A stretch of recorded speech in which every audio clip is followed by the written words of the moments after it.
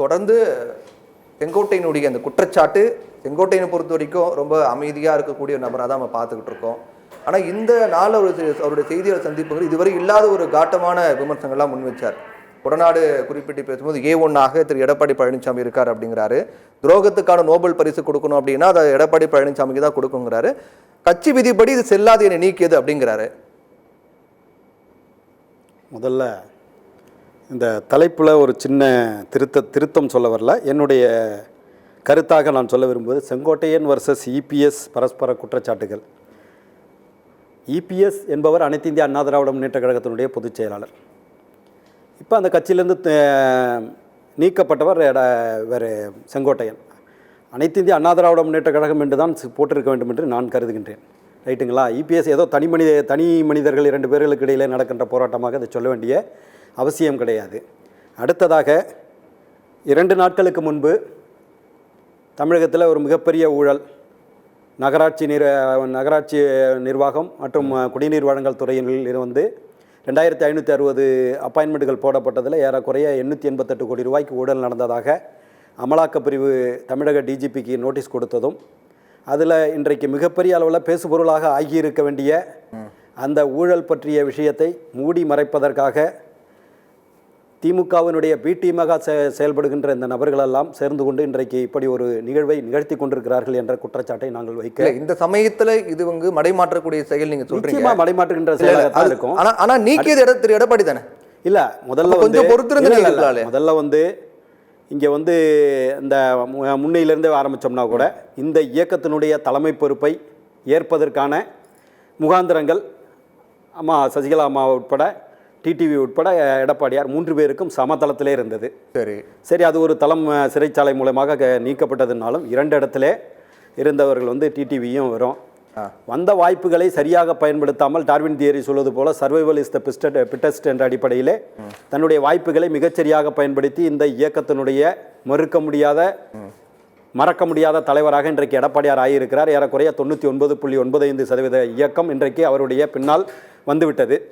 இன்றைக்கு ஏறக்குறைய 180-185 தொகுதிகளில் அவர் பிரச்சாரம் செய்து 2026 முதலமைச்சராக பதவியேற்கின்ற அளவிற்கு அவருடைய, ஏன்னா ஒவ்வொரு சட்டமன்ற தொகுதியிலும் ஒவ்வொரு செக்மெண்ட்டுக்கும் ஏறக்குறைய 10,000-15,000 மக்களை சந்தித்து, ஒரு சட்டமன்ற தொகுதியில் மட்டும் 45,000 மக்களை சந்தித்து ஏறக்குறைய இன்றைக்கு ஆளுங்கட்சியாக வருகின்ற அளவிற்கான முகாந்திரம் உண்டாகி இருக்கிறது. இன்னும் ஒரு ஆரிடம் கூட விஜய் அவர்களுடைய கூட்டணி தமிழக வெற்றி கழகமும் வருகின்ற போது இந்த இயக்கம் எதிர்க்கட்சியாக கூட திமுக வர முடியாத அளவிற்கு மாற்றிவிடக்கூடிய சூழல் வந்து கொண்டிருக்கிறதுங்கிற கருத்து இன்றைக்கு வந்து கொண்டிருக்கிறது.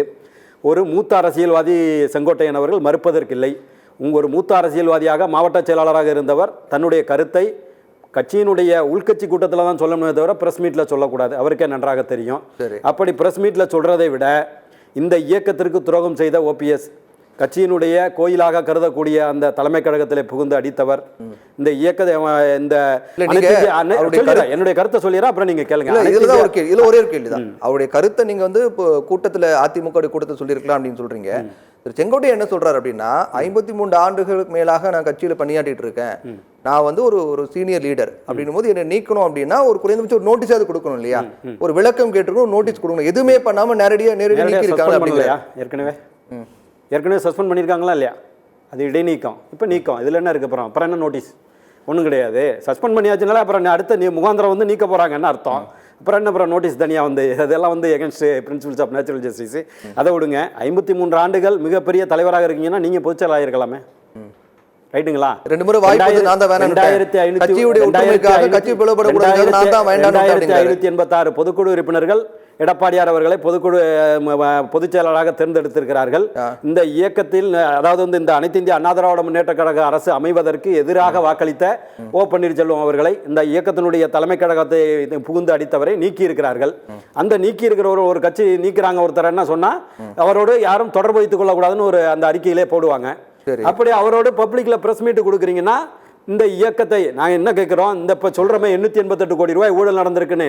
இன்னைக்கு தமிழகத்தில் இந்த தூக்கி எறியப்பட வேண்டிய மக்கள் விரோத திமுக அரசை மாற்றி அமைக்க வேண்டிய கால சூழ்நிலையிலே திமுக தான் எங்களுடைய பிரதான இதுன்னு சொல்றீங்க. ஆனால் அதற்கு எதிராக செயல்பட்டு கொண்டிருக்கிறீர்கள்னா நீங்க பிடிமா செயல்படுறீங்கிறதுல வேற என்ன மாற்று கருத்து இருக்க முடியும்? இப்போ என்ன சொல்றாங்க சார், இப்போ என்ன சொல்றாங்க, அதிமுக ஜெயிக்கணும், அதிமுக வெற்றி பெறணும், பலமா இருக்கணும் அப்படிங்கறது எங்களோட நோக்கம் அப்படிங்கிறாங்க. நீங்க ஒவ்வொருத்தரும் வெளியேற்றும் போது அதிமுக பலவீனம் அடையுது அப்படிங்கறாங்க. யாரோட உட்கார்ந்துட்டு சொல்றீங்க? தொடர்ந்து 2021 தோல்விங்கற ஒரு நிமிஷம் இருங்க. யாரோட உட்கார்ந்துட்டு சொல்றீங்க? ஓபிஎஸ் அவர்களோட உட்கார்ந்துட்டு சொல்றீங்க. ஆமா, ஓபிஎஸ் வந்து ஒரு ஓரிரு மாதங்களுக்கு முன்பு முக ஸ்டாலின் அவர்களை சந்திச்சார், உங்களுக்கு தெரியுமா? கேட்டா துக்கம் விசாரிக்க போனேன்னு சொன்னாரு. பொக்கை கொடுத்து துக்கம் யாராவது விசாரிப்பாங்களா? பொக்கை கொடுத்து நான் கூட இணைஞ்சிட்டார் போல இருக்கு அந்த இயக்கத்துல நினைச்சேன். அதை விட அந்த திராவிட முன்னேற்ற கழக அரசு செயல்படுற போது இவர் ஒருங்கிணைப்பாளராக இருக்கிறார். இவருடைய மகன் ஓபி ரவீந்திரநாத் முக ஸ்டாலின் அவர்களை சந்தித்து சிறப்பான அவர் பேசும்போது நீங்க குறுக்கிடல, நான் பேசும்போது நீங்க குறுக்கிட வேண்டிய அவசியம் இல்லை. நீ சிறப்பான ஆட்சியை முக ஸ்டாலின் நடத்துறாருங்கிறாரு. சிறப்பான ஆட்சியை முக ஸ்டாலின் நடத்துறாருன்னா உங்க அப்பா ஒருங்கிணைப்பாளர் இங்க எதுக்கு அதிமுகவில் இருக்கிறாரு? அதாவது அந்த அதிமுகவின் தலைமை பொறுப்புக்கு வருவதற்கான தகுதியை தானே குறைத்து கொண்டவர் ஓபிஎஸ். இதுல எந்த மாற்று கருத்தும் யாரும் சொல்ல முடியாது. ஏன்னா உங்களுக்கு அதுக்கான தகுதி இருந்துச்சுன்னா நீங்க ஏங்க ஸ்டாலினை பாக்குறீங்க? அம்மா உயிரோட இருந்தா பாத்துருவீங்களா? அம்மா இறந்து விட்டாங்க, திரும்ப வரமாட்டாங்கிற தைரியத்துல தானே நீங்க அதை செய்றீங்க. அதிமுக என்பது திமுகவிற்கு எதிராக தீய சக்தி திமுகவை ஒழிக்க வேண்டும் என்று உருவான இயக்கம். இந்த இயக்கத்தை நீங்க எல்லாருமே ஒரு கட்டமைப்பை கொண்டு வரீங்க. தென் மாவட்டத்தில் அப்படின்னு சொல்லி ஏறக்குறைய இந்த 2800 பொதுக்குழு உறுப்பினர்ல 1100 பேர் வந்து தேவர் சமுதாயத்தை சேர்ந்தவர்கள் தான் இருக்காங்க. நான் கூட அதே சமுதாயத்தை சேர்ந்தவன் தான், முக்குளத்தூர் சமுதாயத்தை சேர்ந்தவன் தான். எங்களுக்கு இயக்கம் பெரிதா சாதி பெரிதா என்று கேட்டீர்கள் என்றால் இயக்கம் தான் பெரிது. தமிழகத்தில் இருக்கிற விளிம்புநிலை மக்களினுடைய உயர்வுக்காக தினந்தோறும் பாடுபட்ட எத்தனையோ இப்போது வந்த 7.5% ஒதுக்கீடு உட்பட தமிழக மக்களின் நலனுக்காக இயக்கம் தான் பெரியது, இயக்கம் தான் வேணும் அப்படிங்கறாங்க. தொடர்ந்து தோல்வி இப்போ 2021 பார்க்கும்போது தொடர்ச்சியாக தோல்வி. அதனால எல்லாரும் ஒன்று சேரணும் அப்படிங்கறாங்க. தோத்தது இல்லையா? 2021 தோத்தது இல்லையா? தனித்த என்னைக்காவது நின்று இருக்காங்களா? ஆனா அதிமுக தனிச்சு நின்று இருக்கு தெரியுமா உங்களுக்கு? 2016 ஜெயிச்சிருக்கிறோம். எடப்பாடி பழனிசாமி தலைமை பதவிக்கு வந்த பிறகு ஒரு வெற்றி பெறல. அதனால வெற்றி பெறணும், அதிமுக பலமா இருக்கணும்ங்கறதுக்காக தான் ஒன்று சேரணும் அப்படி சொல்றாங்க. 77 சட்டமன்ற தொகுதியில தனித்து நின்று தான் நாங்க வந்து வெற்றி பெற்று தான் எதிர்க்கட்சி தலைவரா இருக்கிறோம். ஏன் 2011 எதிர்க்கட்சி அந்தஸ்தை இழந்தீங்களே? விஜயகாந்த் தானே எதிர்க்கட்சி தலைவரா இருந்தாரு. எங்க போனீங்க? கட்சி இல்லைன்னு உடனே பேசுவீங்களா? கருணாநிதி இருந்தபோது தானே நடந்துச்சு, ஒத்துக்கிடுவீங்களா? இந்த கட்சி அழிஞ்சு போயிடுச்சுன்னு சொல்லுவீங்களா? அதாவது தவறான விமர்சனங்களை அனைத்து இந்திய அண்ணா திராவிட முன்னேற்ற கழகத்திலிருந்து தொடர்ந்து வைக்க வருகின்றார்கள். இன்றைக்கு தமிழகத்தில் இருக்கின்ற இந்த சட்டவிரோத ஆட்சி, மக்கள் விரோத ஆட்சி அகற்றப்பட வேண்டும் என்பதில் அனைத்து துறைகளிலும் ஊழல். இன்னும் ஒரு படி மேலே போய் சொல்லணும்னா, மதுரையில் வந்து அந்த மேயர் அன்றைக்கு வந்து பதவியில் இருக்கிறாங்க இந்திராணி, அவர்களுடைய கணவர் பொன் வசந்த் யாரால் கைது செய்யப்பட்டார்? தமிழக அரசினுடைய ஊழல் தடுப்பு பிரிவால் கைது செய்யப்பட்டார்.